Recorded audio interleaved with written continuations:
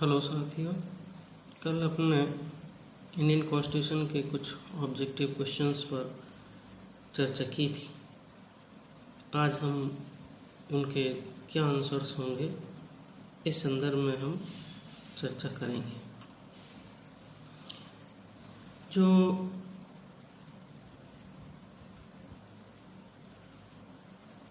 पहला क्वेश्चन है, निम्नलिखित में से किस मामले में सुप्रीम कोर्ट ने भारतीय संविधान को संघात्मक संविधान माना है? तो automobile transport versus state of Rajasthan के मामले में सुप्रीम कोर्ट ने 1960 में इंडियन कॉन्स्टिट्यूशन को फेडरल माना। उसी प्रकार केशवानंद भारती के मैटर में भी सुप्रीम कोर्ट ने इंडियन कॉन्स्टिट्यूशन को संघात्मक माना। इसी तरह से SR Bombay versus union of India का 1994 में जो केस आया था, इसमें सुप्रीम कोर्ट ने कहा कि federalism is a basic structure of Indian constitution. जो संघात्मकता है वो भारतीय संविधान का आधारभूत ढांचा है। इसका मतलब ये हुआ कि ऑटोमोबाइल ट्रांसपोर्ट में भी, केशवानंद भारती में भी और एसआर बॉम्बे, तीनों ही केसों में सुप्रीम कोर्ट ने भारतीय संविधान को संघातक माना है। तो इसका राइट आंसर है डी, उपरोक्त सभी। उपरोक्त सभी। दूसरा क्वेश्चन है, निम्नलिखित में किस मामले में अनुच्छेद 15(5) को संवैधानिक माना है? जो आपका 93rd जो कॉन्स्टिट्यूशनल अमेंडमेंट है, 93वां संविधान जो संशोधन है, उससे 2005 में कॉन्स्टिट्यूशन में एक नया आर्टिकल ऐड किया गया 15(5). पहले से नहीं था ये इसमें ऐड किया गया और इसके द्वारा प्राइवेट एजुकेशनल इंस्टीट्यूट्स में भी एडमिशन में रिजर्वेशन का प्रोविजन किया गया। अब इसको चैलेंज किया गया कि ये गलत है, प्राइवेट एजुकेशनल इंस्टीट्यूट्स में रिजर्वेशन नहीं होना चाहिए। इसको चैलेंज किया गया और इसे चैलेंज किया गया Ashok Kumar Thakur versus union of India के केस में। और इसमें सुप्रीम कोर्ट ने जो 93 अमेंडमेंट से जो 15(5) ऐड किया गया था, उसको वैलिड डिक्लेयर कर दिया कि भाई प्राइवेट एजुकेशनल इंस्टीट्यूट्स में भी रिजर्वेशन हो सकता है। तो इसका राइट आंसर है अशोक कुमार ठाकुर वर्सेस भारत संघ।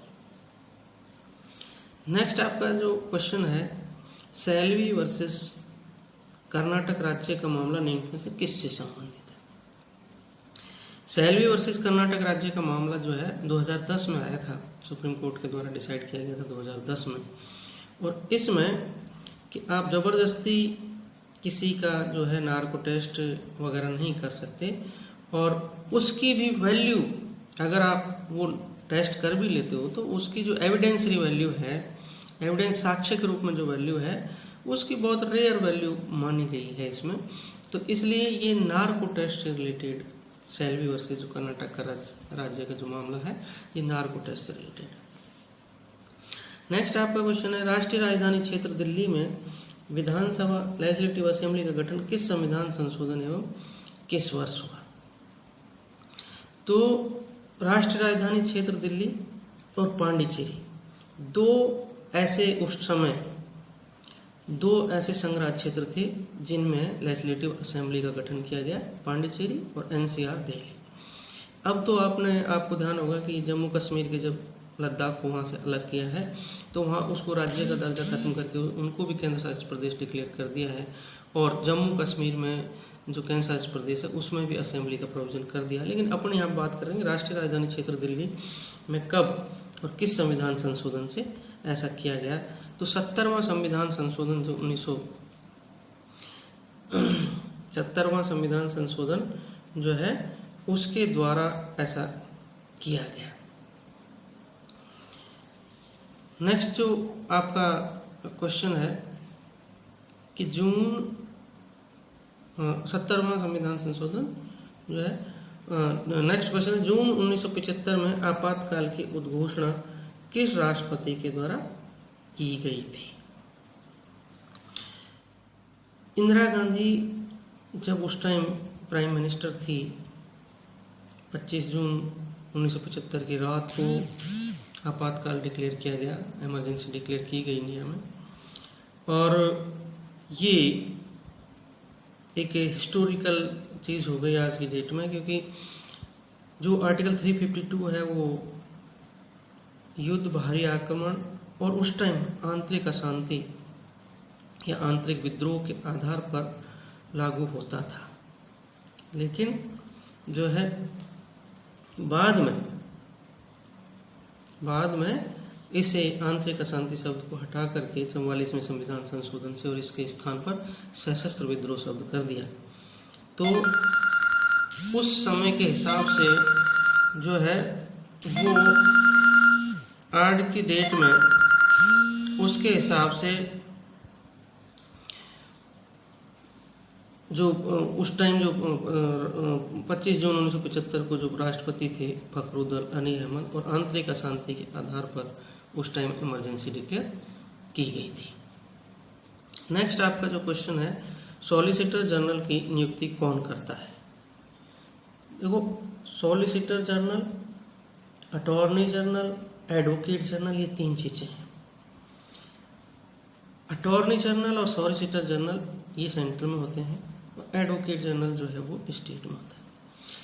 तो अटॉर्नी जनरल जो होता है उसकी अपॉइंटमेंट करता है राष्ट्रपति, एडवोकेट जनरल राज्य में होता है, उसका अपॉइंटमेंट करता है राज्यपाल। लेकिन सॉलिसिटर जनरल जो होता है उसका अपॉइंटमेंट न राष्ट्रपति करता है न राज्यपाल करता है, और चूंकि वो सेंटर में होता है इसलिए राज्य सरकार कर ही नहीं सकती। तो इसका राइट आंसर है भारत सरकार। सॉलिसिटर जनरल का प्रोविज़न इंडियन कॉन्स्टिट्यूशन में नहीं किया गया है, इसका पृथक प्रोविज़न है।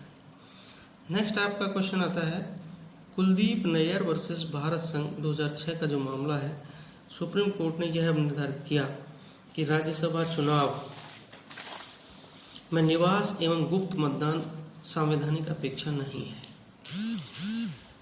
देखो, ये 2006 से पहले जब कोई व्यक्ति राज्यसभा का चुनाव लड़ता था तो जिस स्टेट से वो राज्यसभा का चुनाव लड़ता है उस स्टेट की किसी कॉन्स्टिट्यूंसी में उसका वोटर के रूप में रजिस्ट्रेशन होना चाहिए, उस स्टेट की किसी कॉन्स्टिट्यूंसी में। लेकिन 2006 से पीपल रिप्रेजेंटेटिव एक्ट में ये अमेंडमेंट किया गया कि एक तो वो इंडिया की किसी कॉन्स्टिट्यूंसी में उसका एज ए वोटर रजिस्ट्रेशन होना चाहिए, ना कि उस स्टेट की जहाँ से वो चुनाव लड़ रहा उसकी। तो निवास की बात खत्म हो गई। दूसरा, 2006 से पहले गुप्त मतदान होता था राज्यसभा के लिए, लेकिन इसमें ये प्रोविजन कर दिया कि खुले मतदान से भी खुले रूप में मतदान हो सकता है, गुप्त मतदान की आवश्यकता नहीं है। जब इसको चैलेंज किया गया कुलदीप नैयर के केस में, तो दोनों ही बातों को सुप्रीम कोर्ट ने कहा कि ये दोनों अगर संविधान या संविधान निर्माता ये आवश्यक समझते कि भाई निवास की आवश्यकता उसी स्टेट की और गुप्त मतदान भी होना जरूरी है, तो फिर वो कॉन्स्टिट्यूशन में इस तरह का प्रोविजन करते जिस प्रकार से राष्ट्रपति उपराष्ट्रपति के लिए प्रोविजन किया गया है। इसलिए चूंकि उनका ये मानना नहीं था कि ये आवश्यकता नहीं है, इसलिए ये संवैधानिक अपेक्षा नहीं है, इसलिए ये स्टेटमेंट ट्रू है, सत्य है। नेक्स्ट जो क्वेश्चन है, संसदीय लोकतांत्रिक प्रणाली में निम्न में से कौन सा आधारिक लक्षण है? जब आप पार्लियामेंट्री डेमोक्रेटिक सिस्टम को अडॉप्ट करते हैं तो उसके लिए क्या आवश्यक है? जनता का प्रतिनिधित्व, people representation, Uttar liability of government, और जो कैबिनेट या काउंसिल ऑफ मिनिस्टर्स हैं वो लेजिस्लेचर के प्रति जो है लाइबल होते हैं। ये जो है इनमें से कौन सी चीज़ आवश्यकता होती है? क्योंकि संसदीय लोकतंत्र के आप देखेंगे तो तीनों ही चीज़ें आवश्यक होती हैं, इसलिए उसमें राइट आंसर है डी, उपरोक्त सभी। नेक्स्ट क्वेश्चन आपका है, वित्तीय विधेयक एवं साधारण विधेयक दोनों पर संयुक्त बैठक जॉइंट मीटिंग आयोजित की जा सकती है। आपको ये बताना है कि आप वित्तीय विधेयक एवं साधारण विधेयक दोनों पर जॉइंट मीटिंग आयोजित हो सकती है या नहीं हो सकती। देखो, दो चीजें हैं, एक होता है धन विधेयक, एक होता है वित्त विधेयक, एक होता है साधारण विधेयक। तो धन विधेयक जो है उस पर तो आप जानते हैं कि जॉइंट मीटिंग की आवश्यकता ही नहीं होती, क्योंकि राज्यसभा को सिर्फ 14 दिन के डिले की पावर दी गई है। वित्त विधेयक जब उसको इंट्रोड्यूस किया जाता है तो लोकसभा में इंट्रोड्यूस होता है, प्रेसिडेंट की प्रायर परमिशन से इंट्रोड्यूस होता है, जिस तरह से धन विधेयक होता है। लेकिन उसके बाद का जो प्रोसेस है, पेश होने के बाद का जो प्रोसेस है, वो साधारण विधेयक की तरह हो जाता है। इसलिए दोनों पर ही वित्तीय विधेयक और साधारण विधेयक, यदि राज्यसभा उस पर सहमत नहीं है तो ज्वाइंट मीटिंग हो सकती है। ये सही है कथन। नेक्स्ट क्वेश्चन है, निम्न में से किस मामले को सर्चलाइट केस के नाम से जाना जाता है? जब आप आर्टिकल 105 में पार्लियामेंट्री प्रिविलेजेस की चर्चा करते हैं तो उसमें आपको एक केस मिलेगा जिसे सर्चलाइट केस के नाम से जाना जाता है, और वो केस है MSM शर्मा वर्सेस श्री कृष्ण सिन्हा। तो सी इसका राइट आंसर है। तो ये जो ऑब्जेक्टिव क्वेश्चन है जिन पर अपने चर्चा की, और ये आपके जो है हर कॉम्पिटिटिव एग्जाम्स में आपको बहुत ही उपयोगी हैं, और चूँकि आप सब लोग ज़्यादातर लोग उस तरफ सबका रुझान होता है कॉम्पिटिटिव एग्जाम की तरफ, तो वहाँ आपको ये बहुत यूजफुल होंगे। अब एक छोटा सा टॉपिक इसके साथ आपको शॉर्ट नोट का ले सकते हो, जो आपके एग्ज़ाम में हर बार फर्स्ट ईयर के एग्ज़ाम में आता रहता है। स्टेट या राज्य, जो आर्टिकल 12 है इंडियन कॉन्स्टिट्यूशन का, उसमें स्टेट की डेफिनेशन दी हुई है। क्योंकि इसकी आवश्यकता क्यों है? क्योंकि आपके जो फंडामेंटल राइट्स हैं वो आप क्लेम कर सकते हो अगेंस्ट स्टेट। जब अगेंस्ट स्टेट आप उनको क्लेम करते हो, राज्य के विरुद्ध क्लेम करते हो, तो पहले ये पता होना चाहिए कि जो हमारे फंडामेंटल राइट्स का वॉल्यूशन कर रहा है क्या वो स्टेट की डेफिनेशन में कवर होता है। यदि हाँ, तो ही आप उसके विरुद्ध क्लेम कर सकते हो, और अगर वो राज्य की डेफिनेशन में नहीं आता है तो आप क्लेम नहीं। हाँ, ये जरूर है कि ये जो डेफिनेशन है, ये राज्य की जो डेफिनेशन आर्टिकल 12 में दी हुई है, ये आपके जो पार्ट 3 है इंडियन कॉन्स्टिट्यूशन का और पार्ट 4 इंडियन कॉन्स्टिट्यूशन का है, सिर्फ वहीं पर लागू होती है ना। अगर इसके अलावा कहीं राज्य शब्द, इन दोनों पार्ट के अलावा इंडियन कॉन्स्टिट्यूशन में कहीं राज्य शब्द का जो है यूज किया गया है, तो फिर वहाँ के लिए कोई सेपरेट डेफिनेशन होगी, वहाँ पर ये डेफिनेशन लागू नहीं। अब जब आप आर्टिकल 12 में देखेंगे तो राज्य के लिए 4 बातें, राज्य में क्या क्या सम्मिलित है? भारत सरकार, गवर्नमेंट ऑफ इंडिया एवं संसद, गवर्नमेंट ऑफ इंडिया और पार्लियामेंट।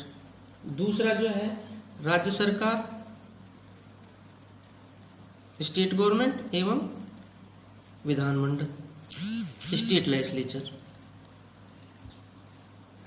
तीसरा जो है वो है सभी स्थानीय प्राधिकारी,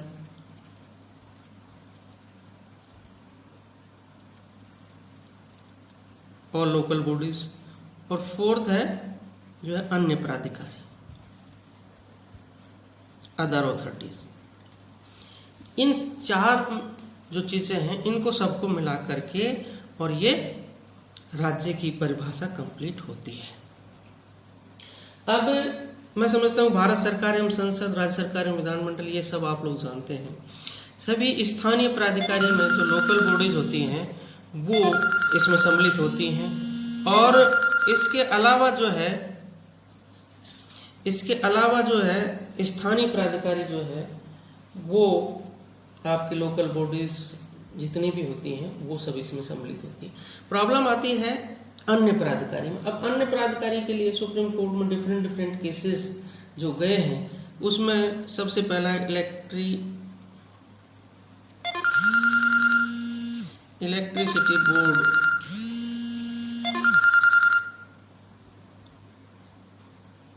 राजस्थान बनाम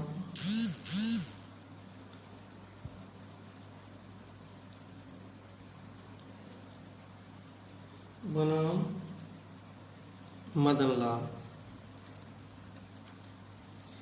इसमें इलेक्ट्रिसिटी बोर्ड राजस्थान जो है, जो आपको जिसको आप इलेक्ट्रिसिटी बोर्ड जो है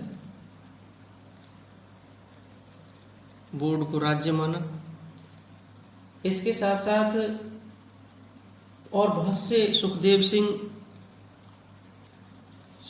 सिंह वर्सेस भगत राम, इस केस में LIC, ONGC इनको जो है वित्त निगम इनको अन्य प्राधिकारी मानते हुए और इसमें सम्मिलित माना। इसके अलावा जो है चंद्रमोहन खन्ना के केस में जो है NCERT को राज्य नहीं माना, NCERT को राज्य नहीं माना। इसी प्रकार जो है CSIR को राज्य माना है। तो ये आप जब सुप्रीम कोर्ट के डिफरेंट डिसीजंस पढ़ेंगे तो उनसे आपको ये पता लगेगा कि जो किसको हम अन्य प्राधिकारी में राज्य माने और किसको नहीं माने। तो ये टोटली सुप्रीम कोर्ट के डिसीजंस पर डिपेंड करता है कि भाई हम ये कोई इसकी एक अलग से पृथक परिभाषा कि राज्य अन्य प्राधिकारी में किसको सम्मिलित माने ये नहीं कह सकते। तो ये आपको शॉर्ट नोट में आता रहता है, इस पर भी थोड़ा सा आप गौर कर सकते हैं। Thank you very much.